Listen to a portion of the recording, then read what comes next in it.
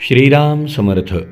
श्री गणेशाला, शारदेला, समर्थ सद्गुरू संत सज्जनांना वंदन करून क्षणभर नामस्मरण करूया वारी मनाची, गाऊ गाथा संतांची. विठ्ठल रखुमाई, जय जय विठ्ठल रखुमाई. विठ्ठल रखुमाई, जय जय विठ्ठल रखुमाई. विठ्ठल विठ्ठल विठ्ठल विठ्ठल. विठ्ठल रखुमाई, जय जय विठ्ठल रखुमाई. विठ्ठल रखुमाई, जय जय विठ्ठल रखुमाई. पंढरीनाथ भगवान की जय. श्रोतेहो नमस्कार. खरंच प्रत्येक वारकऱ्याच्या मनातला, प्रत्येक पायी जाणाऱ्यांच्या चेहऱ्यावरचा आनंद बघितला की असं वाटतं तरीच जन्मा यावे, दास विठोबाचे व्हावे. मनुष्य जन्म मिळाला धन्य तर आहोतच, पण जोपर्यंत भगवंताचं दास्यत्व मिळत नाही तोपर्यंत मनुष्य देहाची सार्थकता नाही हो. आणि कुठेही जा, काल एका वारकऱ्याच्या मुखातनं ऐकलं, काशी केली, बद्री केली, केली मथुरा द्वारका, पण या वारीसारखा आनंद कुठं नाही बरं का. खरंच ओ मंडळी, हे ऐकलं मन भरून आलं. किती निष्ठा, किती प्रेम, किती भगवंताबद्दल ओढ. हीच ओढ भगवत प्राप्तीकरता कारणीभूत ठरते. श्रोते हो, पंथ कोणताही असो, पण प्रत्येकाला ओढ लावते ती वारी आणि पंढरीनाथाची स्वारी. प्रत्येक संत भगवंताच्या चरणी लीन होतात. बघा ना, रामदासी संप्रदाय ज्यांनी सुरू केला ते समर्थ रामदास स्वामी. मूळ संप्रदायाची ओळख करून देताना ते म्हणाले, स्वरूप संप्रदाय अयोध्या मठ, जानकी देवी रघुनाथ दैवत, उपासना मारुती नेमस्त, वाढविला परमार्थ रामदासी. या रामदासी पंथाची सुरुवात स्वरूप संप्रदायातून झाली. त्या आराध्य दैवत असलेल्या प्रभू श्रीरामांची महती वर्णन करताना समर्थ म्हणाले, ध्यान लागले रामाचे, ध्यान लागले रामाचे, दुःख हरले जन्माचे, दुःख हरले जन्माचे. ध्यान लागले रामाचे, ध्यान लागले रामाचे. राम पदांबुजावरी वृत्ती गुंताली मधुकरी. राम वदन मयंकी, चक्षुचकोर झाले सुखी. दुःख हरले जन्माचे, दुःख हरले जन्माचे. ध्यान लागले रामाचे, ध्यान लागले रामाचे. तनु मेघ श्याम मेळे, चित्त चातक निवाले. कीर्ती सुगंध तरुवरी, कुजे कोकिळा वैखरी. दुःख हरले जन्माचे, दुःख हरले जन्माचे. ध्यान लागले रामाचे, ध्यान लागले रामाचे. रामी रामदास स्वामी, प्रगटले अंतर्यामी. दुःख हरले जन्माचे, ध्यान लागले, ध्यान लागले. खरंच काय ध्यानाची ताकद आहे. ध्यान लागले रामाचे, दुःख हरले जन्माचे. जन्म जन्मांतरीचं दुःख हरण करण्याचा उपाय तो ध्यान. त्या प्रभू श्रीरामांच्या ध्यानाची महती वर्णन करणारे समर्थ ज्यावेळेला ध्यान लावायचंय ज्या देहामध्ये, त्या देहाचं वर्णन करताना म्हणतात, देह हे पंढरी, आत्मा पंढरी राव. या देहाच्या पंढरीमध्ये आत्मा पंढरीनाथ है. यात्रा महोत्सव सर्व काळ. इथे आमची अखंड वारी सुरू आहे. आम्ही यात्रेकरू नित्य यात्रा करू. आम्हाला रोज वारी घडली पाहिजे, रोज घडली पाहिजे हो. दर्शनी सादरू पांडुरंग. भक्ती हे चिवीट, भाव धरू नीट. उभा जो वरिष्ठ ब्रह्माधिका. वैराग्य भिवरा, ज्ञान पुंडलिक. तेथोनी सन्मुख पांडुरंग. निजबोधे दर्शन रामदासा झाले. यात्रेचे खुंटले अनुसंधान. देहानी यात्रा करता आली नाही, प्रत्यक्षात वारीला जाता आलं नाही, तरी आत्मा पांडुरंग समर्थ अंतःकरणामध्ये पंढरीनाथ विराजमान आहे आवर्जून सांगतायत. आणि ज्या वेळेला ते समर्थ पंढरीनाथाच्या दर्शनासाठी पंढरपूरला जातात, पंढरीनाथाकडे पाहून नकळत त्यांच्या मुखातून शब्द बाहेर पडतात. आरंभी वंदीना अयोध्येचा राज.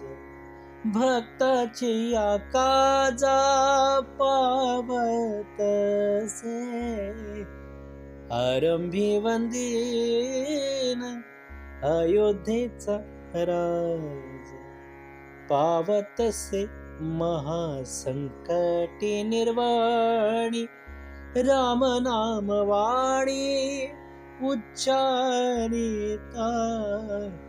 आरंभी वंदीन अयोध्येचा राज. उच्चारिता राम होय पापक्षय. पुण्याचा निश्चय पुण्यभूमी. आरंभी वंदीन अयोध्येचा राज.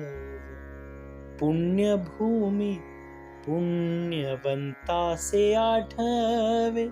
पापिया नाठवे काही केल्या.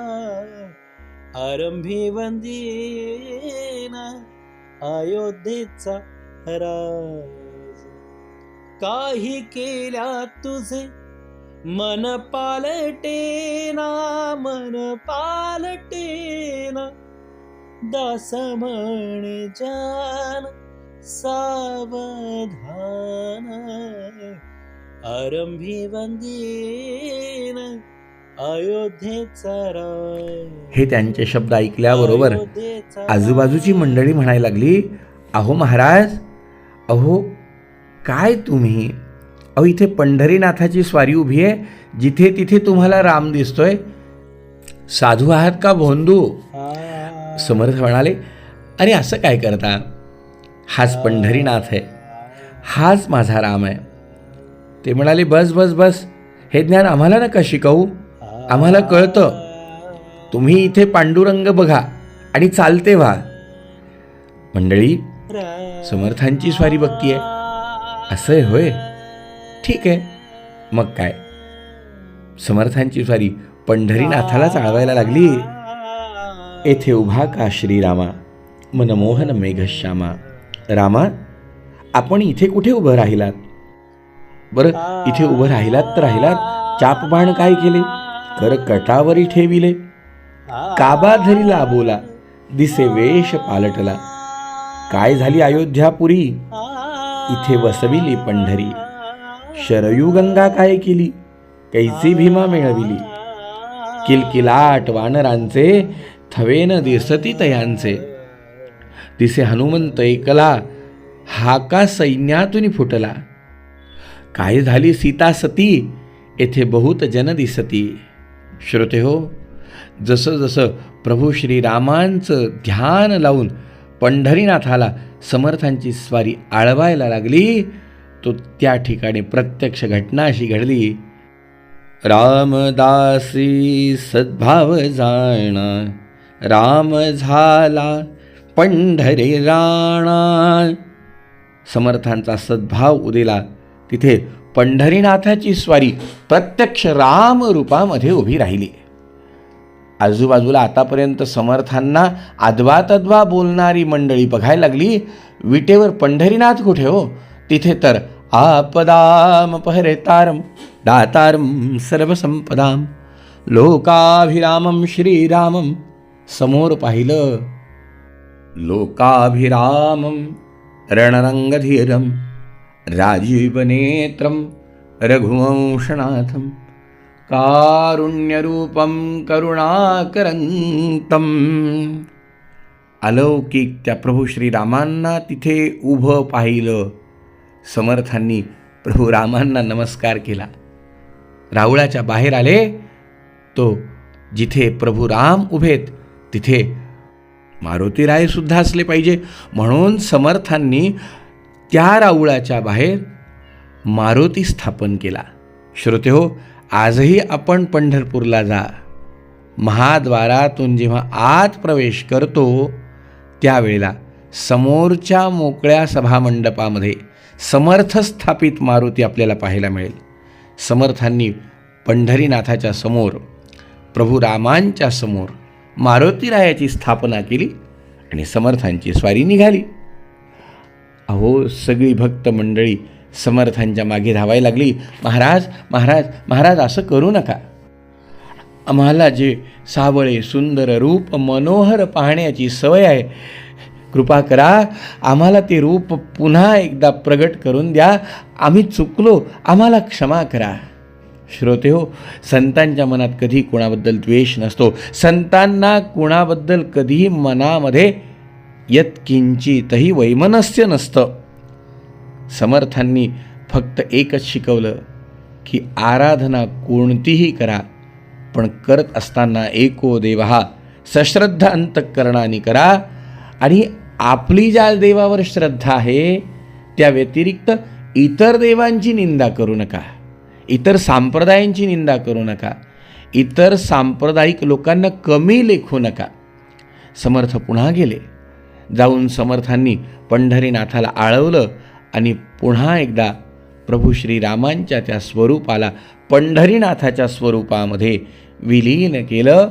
पुन्हा एकदा पंढरीनाथांची स्वारी प्रगट झाली. श्रोतेहो, हा अलौकिक प्रसंग तुम्हाला आम्हाला एकच गोष्ट शिकवतो. पंथ असो कोणताही, त्याचे मुळी महत्त्व नाही. जो मुक्कामास जाई त्याचे कौतुक करण्याचे. भगवंताकडे जाण्याचे अनेक मार्ग आहेत, अनेक पंथ आहेत, अनेक संप्रदाय आहेत, पण या सगळ्या संप्रदायांची शिकवण मात्र एकच आहे आणि ती शिकवण आम्ही अंगीकारली पाहिजे. आणि या शिकवणीनुसार आम्ही आमचा आध्यात्मिक प्रवास करून भगवंताची प्राप्ती करून घेतली पाहिजे. हीच खरी या सगळ्या साधनांची फलश्रुती आहे. निश्चितच ही फलश्रुती आपणा सगळ्यास प्राप्त होवो. आपल्याबरोबर आपले आप्त इष्ट मित्र यांचीही दृष्टी सर्व विष्णुमयन जगत अशा प्रकारची होवो आणि भगवत कृपा प्राप्त होत राहो, हीच प्रार्थना देवाला करूया. पुन्हा भेटूया उद्या सकाळी. जय जय रघुवीर समर्थ.